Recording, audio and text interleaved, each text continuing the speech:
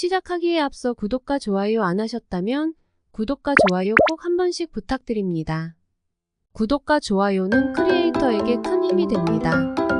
제게 큰 힘을 주셔서 감사드리며 바로 시작합니다. 위르겐 클린스만 대한민국 축구대표팀 감독이 코칭 스태프를 대동한 채 기자회견을 진행했습니다. 이례적으로 A매치 종료 후 인터뷰에 나선 그는 지난 4경기를 되돌아보며 긍정적인 부분이 많았다고 평가했습니다. 대한축구협회는 22일 오후 2시 종로구 대한축구협회 축구회관에서 축구대표팀 코칭 스태프 기자회견을 진행했습니다. 위르겐 클린스만 감독을 필두로 베르너 로이타드 피지컬 코치와 안드레아스 쾌프케 골키퍼 코치, 파울로 스트링가라 코치, 안드레아스 헤어초크 수석 코치, 김영민 코치가 총출동했습니다. 클린스만호는 앞서 열린 6월 어매치 2경기에서 1무 1패를 거뒀습니다. 페루를 상대로 0대1로 패했고 엘살바도르와 1대1로 비겼습니다. 첫 승사냥은 또 한 번 다음 기회로 미뤄졌습니다. 최악의 출발인데요. 클린스만호는 지난 3월 어매치 2연전에서도 콜롬비아와 2대2로 비겼고 우루과이를 상대로 1대2로 패하며 승리를 거두지 못했습니다. 부임 후 4경기 무승은 외국인 감독 부임 이후 처음 있는 일입니다. 4경기 모두 홈에서 열렸음에도 2무 2패에 그쳤습니다. 옆나라 일본은 엘살바도르를 6대0으로 대승을 거뒀고 페루도 4대1로 대파했기에 더욱 비교되는 상황입니다. 그러자 대한축구협회는 어매치 종료 후 이례적으로 기자회견을 열었습니다. 대한축구협회는 주요 내용은 부임 이후 각자 맡은 영역에서 바라본 한국 대표팀에 대한 생각, 어매치 4경기에 대한 전체적 평가와 향후 대표팀 운영 방향이라고 밝혔습니다. 클린스만 감독은 지난 3월부터 이런 자리를 구상해왔다며 코치진과 함께 인터뷰하는 시간을 원해 자청했다고 설명했습니다. 기자회견 질문 중에 화제가 되고 있는 질문 2가지를 살펴보도록 하겠습니다. 첫 번째는 기자가 전술적 색채에 대한 우려가 많다. 클린스만호가 지향하는 축구는 이런 것이다라고 확실히 말한다면? 이라고 질문했습니다. 클린스만 감독은 개인적으로는 공격수였다 보니까 공격 축구를 좋아한다. 전방 압박과 수비 라인을 높여 앞에서부터 몰아치는 축구를 원한다. 그러나 이를 위해서는 체력이 많이 필요하다. 체력적으로 잘 준비돼야 한다. 하지만 어떤 선수들과 함께할 수 있는지, 이 선수들에게 어떤 축구가 어울리는지가 중요하다. 유동적이어야 하고 많은 전술과 전략을 준비해야 한다. 만나는 상대가 모두 다른 축구를 구사할 것이다. 많은 준비가 필요하다. 지난 경기에서 투톱을 기용했는데 한국에서는 공격수들이 투톱 전술에 어려움을 겪는다는 사실을 알게 됐다. 선수들이 투톱 움직임에 익숙지 않다는 숙제를 얻었다. 내 축구가 이렇달라기보다는 선수들이 어떤 성향을 갖고 있는지, 어떤 전략에 적합한지, 어떻게 해야 100%를 끌어낼 수 있는지 고민해야 한다. 코치진들과 계속해서 논의하고 있다. 고 발언했는데요. 이에 대해 선수들의 기량 및 체력이 약해서 자신의 전술적 색채를 입히기 어려웠다는 핑계로 들린다며 비판의 목소리가 높은 상황입니다. 이어 기자는 본인이 추구하는 구체적인 축구상을 듣고 싶다. 손흥민에게 8번 역할을 맡기는 방안도 고려하고 있다고 말했는데 이에 대해 구체적으로 답변해달라고 이야기했습니다. 클린스만 감독은 여기서 역질문을 하는 등 답답한 모습을 보였는데요. 그는 어떤 축구를 하길 원하는지 물어보고 싶다. 축구 색깔이나 스타일은 어느 나라를 가든 그 나라의 성향과 문화가 반영된다고 생각한다. 손흥민 8번 이야기는 여러 가지 방법 중 하나일 뿐이다. 앞으로 정말 많은 전략과 전술을 짤 수 있다. 손흥민이 프리로를 맡거나 7번 역할을 맡을 수 있다.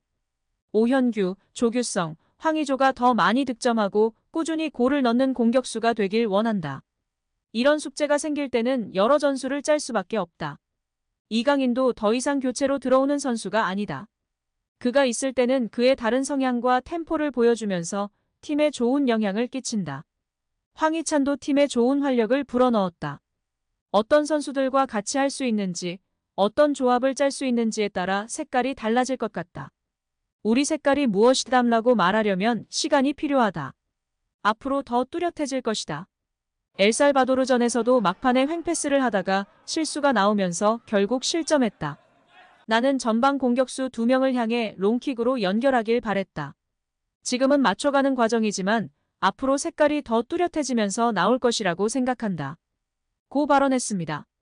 마지막 부분 전방 공격수 2명을 향해 롱킥으로 연결하길 바라는데 뻥축구를 구사하겠다는 소리로 이해했습니다. 선이 굵은 직선적인 잉글랜드식 축구를 구사하고 싶다고 발언한 셈인데요. 요즘 축구 트렌드에서 이런 축구를 하는 나라가 어디가 있냐며 비판의 목소리가 높은 상황입니다. 세계 축구의 트렌드가 점유율과 압박인데 그 어느 것 하나 강조하지 않는 모습이었습니다.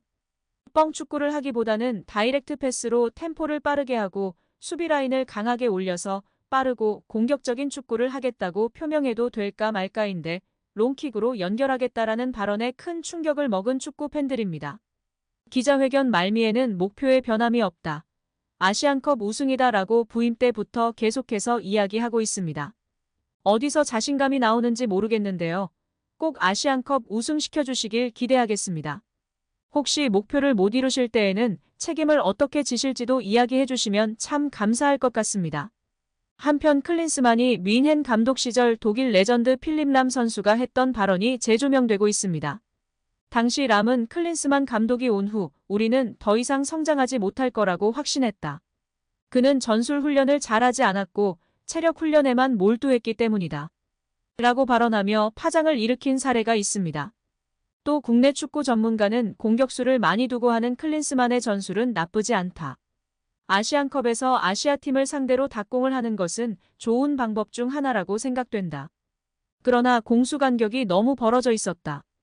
엘살바도르전에서의 공수 간격이 지나치게 벌어져 있어 압박이 전혀 안 되었고 많은 공격수들이 있어도 직선적인 플레이밖에 하지 못해 상대에게 전혀 위협이 되지 않았다.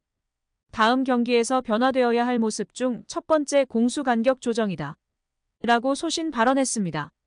이어 그는 손흥민, 김민재, 이강인 등에 대한 이적설에 대해 경각심을 가져야 한다고 발언했는데요.